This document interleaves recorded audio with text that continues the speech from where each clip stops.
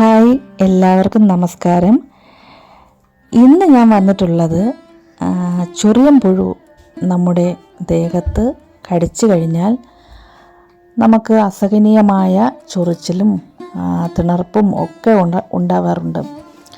അപ്പോൾ അതൊന്ന് മാറിക്കിട്ടാൻ വേണ്ടിയിട്ട് കുറച്ച് ടിപ്പുമായിട്ടാണ് ഞാൻ വന്നിട്ടുള്ളത്. ഇത് മിക്കവർക്കും അറിയാവുന്ന കാര്യങ്ങളായിരിക്കും, അറിയാത്തവർക്ക് വേണ്ടിയിട്ട് പറയുന്നു.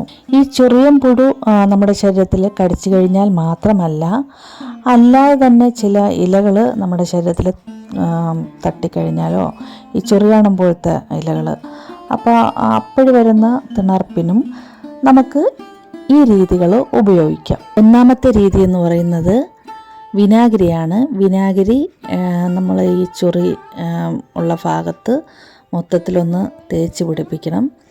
എന്നിട്ട് കുറച്ച് കഴിയുമ്പോൾ തന്നെ നമുക്ക് ആ നീറ്റലും ആ ചൊറിച്ചിലും ഒക്കെ ഒന്ന് മാറി കിട്ടുന്നതായിരിക്കും.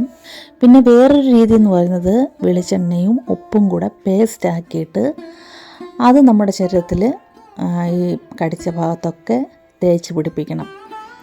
എന്നിട്ട് ഒരു 2-3 മണിക്കൂർ കഴിഞ്ഞതിന് ശേഷം കുളിക്കണം. കുളിച്ചതിന് ശേഷം കലാമിൻ ലോഷൻ ഉണ്ടല്ലോ, അത് മൊത്തത്തിൽ തേച്ച് കഴിയുമ്പോഴത്തേക്ക് നല്ല ആശ്വാസം ലഭിക്കുന്നതായിരിക്കും. പിന്നെ വേറൊരു നാടൻ രീതി എന്ന് പറഞ്ഞാൽ തൈരും വാളൻ പുളിയും കൂടെ നന്നായിട്ട് ഞെരടി ആ മിശ്രിതവും ഇതുപോലെ ദേഹത്ത് തേച്ച് പിടിപ്പിക്കാം.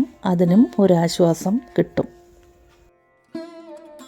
ഇനി വേറൊരു രീതി എന്ന് പറഞ്ഞു കഴിഞ്ഞാൽ ഭസ്മം കിട്ടുകയാണെങ്കിൽ ഭസ്മവും ഇതുപോലെ ഈ ചൊറിച്ചിലുള്ള ഭാഗത്ത് മൊത്തവും തേച്ച് പിടിപ്പിച്ച് കഴിഞ്ഞാൽ അതിനും ആശ്വാസം ലഭിക്കുന്നതായിരിക്കും.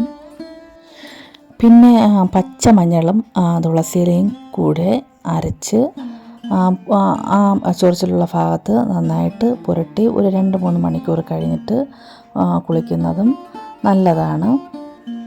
അപ്പോഴും ആശ്വാസം ലഭിക്കുന്നതായിരിക്കും.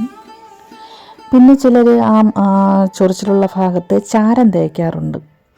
അപ്പോൾ ഇത്രയും കാര്യങ്ങളൊക്കെ എല്ലാവർക്കും അറിയുന്നതായിരിക്കും. പക്ഷേ ഇത് അറിയാത്തവർക്ക് വേണ്ടിയിട്ടാണ് ഈ വീഡിയോ.